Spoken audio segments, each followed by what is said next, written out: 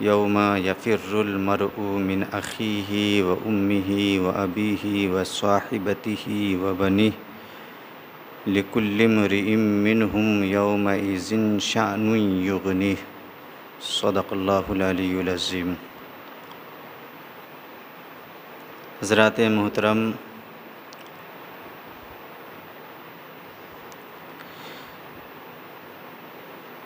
ہم سب اچھی طرح اس بات کو جانتے ہیں کہ ہم سب کو اس دنیا سے رخصت ہونا ہے، لہٰذا اس دنیا سے رخصت ہونے سے پہلے ہم سب کو وہ اچھا کام کر لینا چاہیے تاکہ ہمیں حشر کے میدان میں ذلت و رسوائی کا سامنا نہ کرنا پڑے، کیونکہ وہ میدان ایسا خوفناک میدان ہوگا کہ جہاں کوئی کسی کے کام نہیں آئے گا۔ خود قرآن مقدسہ کہتا ہے یوم یفر المرء من اخیہ، کہ قیامت کا وہ ہولناک میدان ہوگا کہ جہاں آدمی اپنے بھائی سے بھاگے گا، و امہ و ابیہ، اپنے ماں اور باپ سے بھی بھاگے گا، و صاحبتہ و بنیہ، یہاں تک کہ اپنی بیوی اور اپنے بیٹوں سے بھی میدان قیامت میں آدمی بھاگے گا۔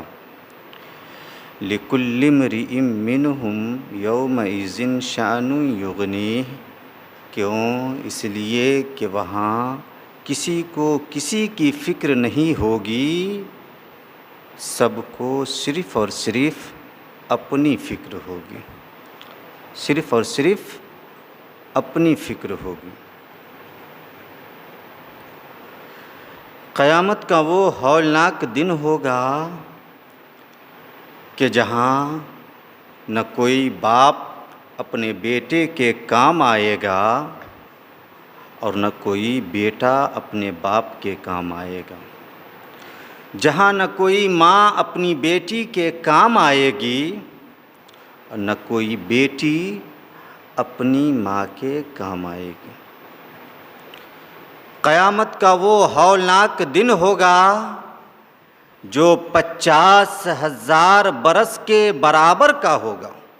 اللہ اکبر کبیرہ۔ قیامت کا وہ ہولناک دن ہوگا جو 50,000 برس کے برابر کا ہوگا، جہاں نفسی نفسی کا عالم ہوگا، کوئی کسی کا پرسان حال نہیں ہوگا، شدت کی گرمی ہوگی، زبانیں سوکھ کر کانٹا بن جائیں گی، کسی کسی کی زبان منہ سے باہر آ جائے گی، پسینے کی زیادتی ہوگی، کوئی گھٹنے بھر پسینے میں ڈوبا ہوگا، کوئی کمر بھر پسینے میں ڈوبا ہوگا، کوئی گردن بھر پسینے میں ڈوبا ہوگا۔ اتنا پسینہ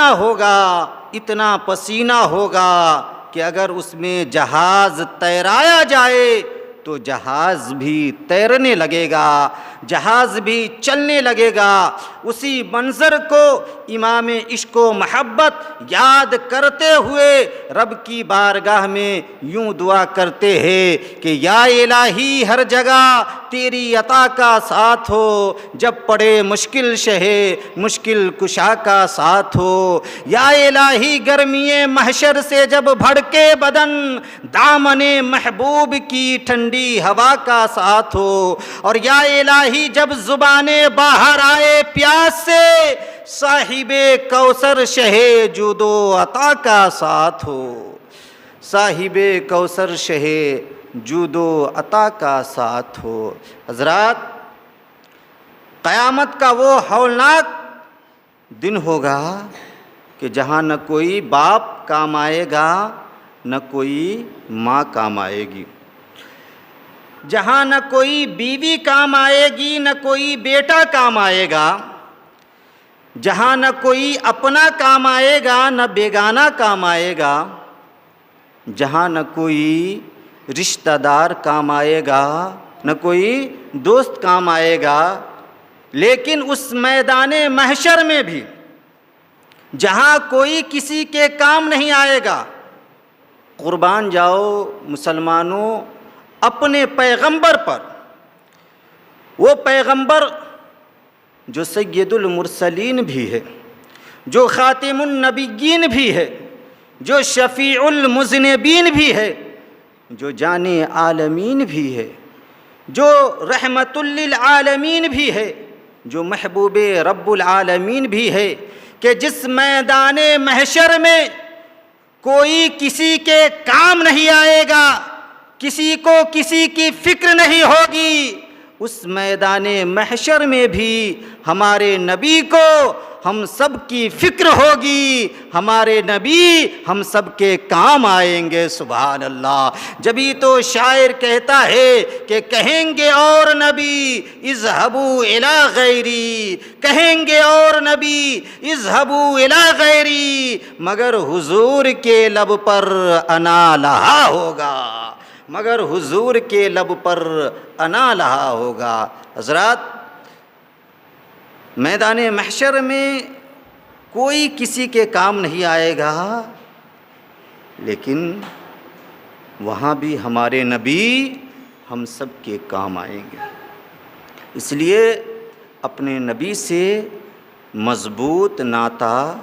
جوڑے رکھیے۔ قیامت کے میدان کا جو پہلا دن ہوگا وہ 50,000 برس کے برابر کا ہوگا۔ 50,000 برس کے برابر کا قیامت کا دن ہوگا۔ 25,000 برس کے برابر کا دن اسی افراتفری میں گزر جائے گا، یعنی لوگ پریشانی میں ڈوبے رہیں گے، یہاں تک کہ 25,000 برس کے برابر کا آدھا دن گزر جائے گا۔ جب آدھا دن گزر جائے گا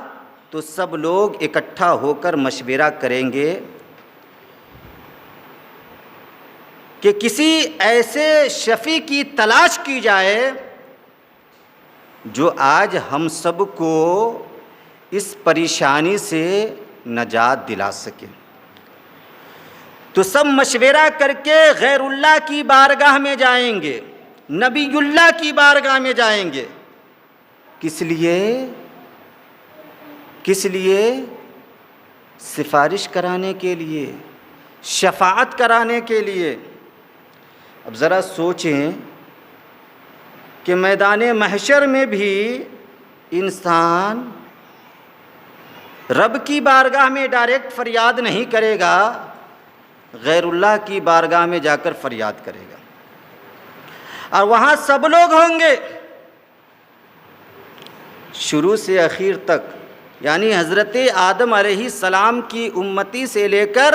صبح قیامت تک جتنے لوگ اس دنیا میں آئیں گے سب کے سب وہاں اکٹھا ہوں گے، اور سب یہی مشورہ کریں گے کہ چلو شفیع کی تلاش میں نکلتے ہیں، سفارش کے لیے شفیع کی تلاش میں نکلتے ہیں، غیر اللہ کی بارگاہ میں جاتے ہیں۔ وہاں وہ لوگ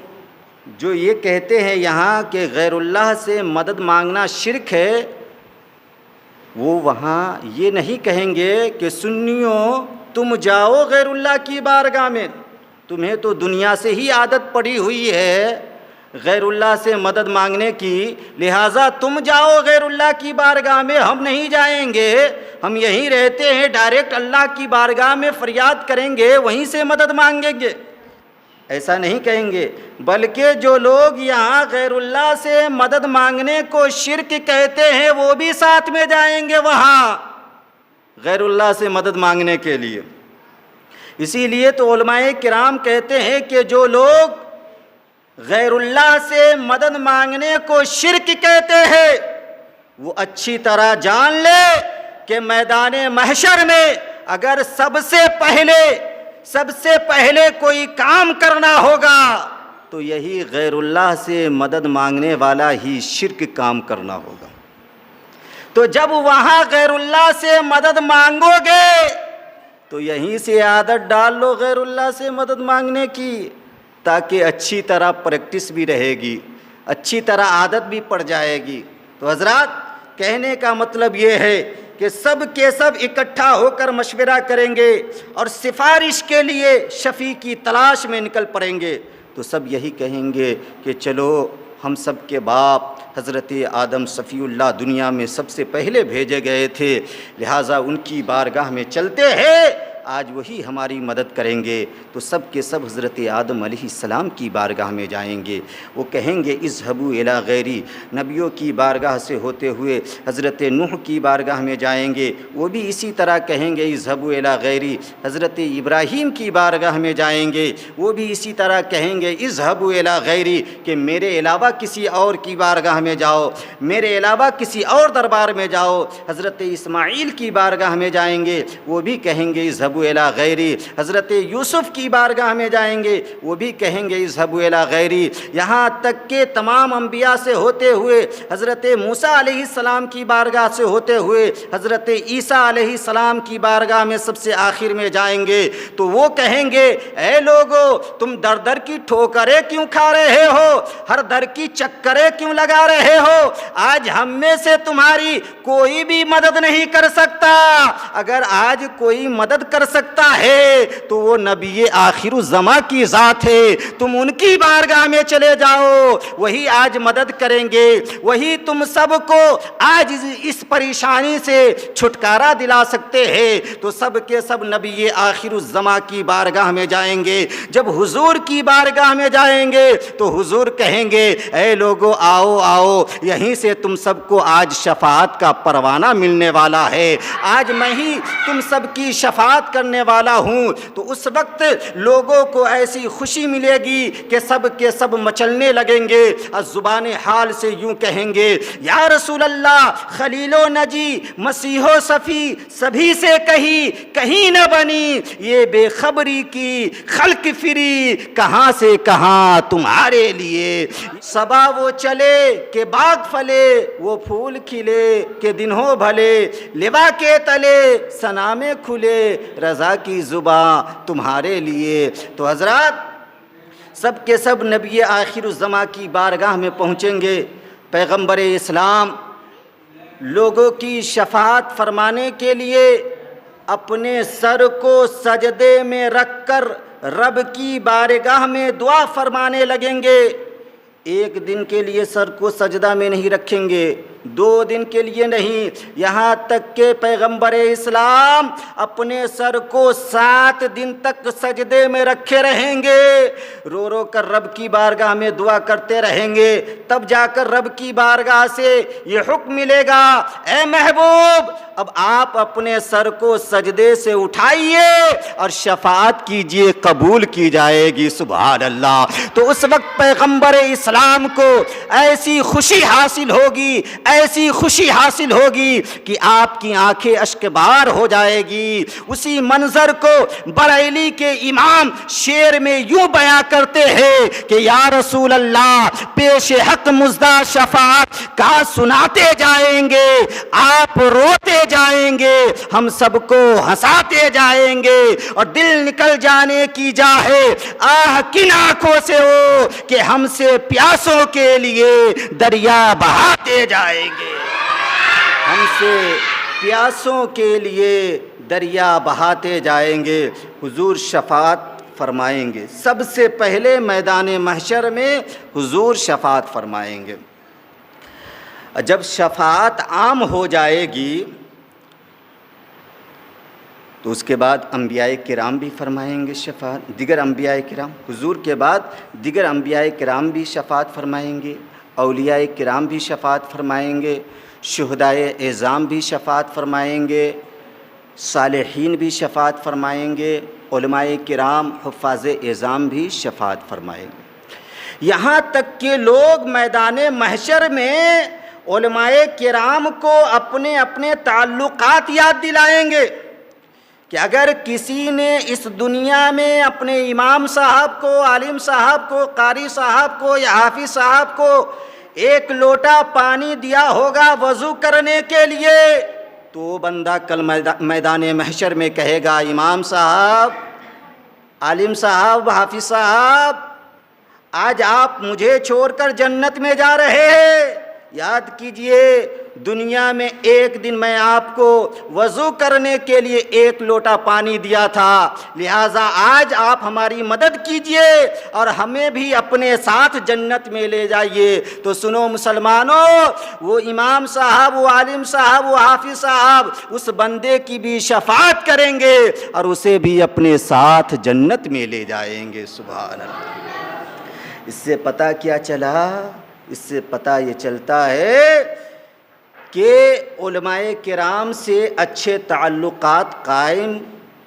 رکھنا چاہیے، ان کی صحبت میں بیٹھنا چاہیے، ان کی امداد کے لیے اپنے ہاتھوں کو دراز رکھنا چاہیے، کیونکہ ان کے تعلقات یہاں بھی فائدہ پہنچاتے ہیں اور مرنے کے بعد میدان محشر میں بھی فائدہ پہنچائیں گے، میدان محشر میں بھی فائدہ پہنچائیں گے۔ اس لیے مرنے سے پہلے ایسی تیاری کر لیجئے، ایسی تیاری کر لیجئے کہ جس سے اللہ بھی راضی ہو جائے اور رسول اللہ بھی راضی ہو جائے۔ سبحان، کیونکہ وہاں کوئی کسی کے کام نہیں آنے والا ہے۔ قرآن مقدسہ کہتا ہے یا ایھا الناس اتقوا ربکم واخشوا یوما لا یجزی والد عن ولدہ ولا مولود هو جاز عن والدہ شیئا، کہ اے لوگو اپنے رب سے ڈرو اور اس دن کا خوف اپنے سینے میں بساؤ کہ جس دن کوئی باپ اپنے بچہ کے کام نہیں آئے گا اور کوئی کام آنے والا بچہ بھی اپنے باپ کو کچھ فائدہ نہیں پہنچا پائے گا۔ جو یہاں کام آتا ہے وہ بھی اپنے باپ کو وہاں کچھ فائدہ نہیں پہنچا پائے گا۔ آپ اندازہ لگائے کہ کتنا کٹھن وہ میدان ہوگا، کتنا کٹھن وہ معاملہ ہوگا کہ جہاں سب دوری بنائیں گے۔ ایک موقع پر رسول اعظم صلی اللہ تعالیٰ علیہ وسلم نے اپنے صحابہ سے ارشاد فرمایا کہ وہ میرے صحابہ بتاؤ مفلس کون ہے؟ تو صحابہ نے عرض کیا یا رسول اللہ، مفلس وہ شخص ہے جس کے پاس کھانے پینے کا سامان موجود نہ ہو۔ تو رسول اکرم صلی اللہ علیہ وسلم نے ارشاد فرمایا کہ یہ تو دنیاوی اعتبار سے مفلس ہے، لیکن حقیقت میں مفلس و کنگال وہ شخص ہے جو میدان محشر میں اس حال میں آئے گا کہ اس کے پاس نماز بھی ہوگی، روزہ بھی ہوگا، زکوٰۃ بھی ہوگی، حج بھی ہوگا، صدقات و خیرات بھی ہوں گے، لیکن اس کی یہ نیکیاں ان مظلوموں کے درمیان تقسیم کر دی جائیں گی جس کو اس نے اس دنیا میں ستایا ہوگا، جس کا اس نے اس دنیا میں خون ناحق بہایا ہوگا، جس کا اس نے جبراً اس دنیا میں مال کھایا ہوگا، جس کی زمین پر اس نے اس دنیا میں زبردستی قبضہ جمایا ہوگا، ان لوگوں کے درمیان ان کی نیکیاں تقسیم کر دی جائے گی اور کہا جائے گا کہ نیکیاں لے لو اور نیکیاں لے لو، خوش ہو جاؤ اور اس بندے کو معاف کر دو، اس بندے کو معاف کر دو۔ لیکن اگر اس کی نیکیاں بانٹتے بانٹتے ختم ہو جائے گی اور پھر بھی اس کے اوپر لوگوں کے حق رہ جائیں گے تو اس کے بعد یہ ہوگا کہ حقداروں کے گناہ اس پر لاد دیے جائیں گے اور اسے جہنم میں پھینک دیا جائے گا۔ تو حقیقت میں مفلس و کنگال وہی شخص ہوگا جس کے پاس میدان محشر میں نیکیاں نہیں ہوگی۔ اس لیے کہ اس دنیا کے مفلس و کنگال کے پاس اگر کھانے کو دانہ نہیں ہے تو مانگنے سے کہیں کھانا وہ دانہ مل ہی جائے گا۔ اگر اس دنیا کے مفلس کے پاس پہننے کو کپڑا نہیں ہے تو مانگنے سے کہیں کپڑا مل ہی جائے گا۔ اگر اس دنیا کے مفلس کے پاس سر چھپانے کو جگہ نہیں ہے تو کہیں نہ کہیں سر چھپانے کو جگہ مل ہی جائے گی۔ اس دنیا کے مفلس کے پاس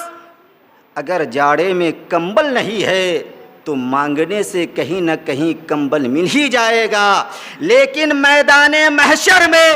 اگر نیکیاں نہیں ہوگی تو مانگنے سے بھی کہیں نہیں ملنے والی ہے۔ یہاں تک کہ نیکیاں نہ ماں کے دربار سے ملے گی، نہ باپ کے دربار سے ملے گی، نہ بھائی کے دربار سے ملے گی، نہ بیوی کے دربار سے ملے گی، نہ بیٹوں کے دربار سے ملے گی، کہیں سے بھی نیکیاں ملنے والی نہیں ہے۔ تو حقیقت میں مفلس و کنگال وہی شخص ہوگا جس کے پاس میدان محشر میں کوئی نیکیاں نہیں ہوگی۔ اس لیے مسلمانوں، کام ایسا کیجئے جس سے آپ کو مفلسی کا سامنا نہ کرنا پڑے، بلکہ آپ سخی ہو جائیں، مفلس و کنگالی آپ سے دور ہو جائے۔ حضرت شیخ عبدالحق محدث دہلوی رحمۃ اللہ علیہ اپنی مشہور زمانہ کتاب مدارج النبوہ میں لکھتے ہیں کہ جب پیغمبر اسلام اس دنیا سے رخصت ہونے والے تھے تو آپ نے حضرت بلال حبشی سے فرمایا، اے بلال، جاؤ اور مدینے کی گلیوں میں یہ اعلان کر دو کہ وہ میرا آخری بیان سننے کے لیے، وہ میری آخری وصیت سننے کے لیے مسجد میں حاضر ہو جائے۔ حضرت بلال حبشی رضی اللہ تعالیٰ عنہ مدینے کی گلیوں میں گھوم گھوم کر اعلان کرنا شروع کیا تو لوگ اس طرح گھبرا گئے کہ اپنی اپنی دکانوں کو کھلی چھوڑ کر، مکانوں کو کھلا چھوڑ کر سب مسجد میں دوڑ پڑے۔ اتنے لوگ جمع ہوئے مسجد میں کہ قدم رکھنے کی جگہ باقی نہ رہی۔ تو پیغمبر اسلام نے ایک لمبا سا خطبہ ارشاد فرمایا اور اس کے بعد آخر میں یہ فرمایا کہ اے لوگو سنو، یہ میرا آخری سفر ہے، ان قریب میں تم سے رخصت ہونے والا ہوں، لہٰذا اگر تم میں سے کسی کا کوئی حق مجھ پر ہو تو وہ آج مجھ سے بدلہ لے لے۔ دیکھیے پیغمبر اسلام حق العباد کی اہمیت کو کس طرح اجاگر فرما رہے ہیں۔ آپ حاکم ہونے کے باوجود یہ فرما رہے ہیں کہ اگر کسی کا کوئی حق مجھ پر ہو تو وہ آج مجھ سے بدلہ لے لے۔ آخر پیغمبر اسلام نے ایسا کیوں فرمایا؟ اس لیے فرمایا تاکہ میری امت حق العباد کی اہمیت کو اچھی طرح جان لے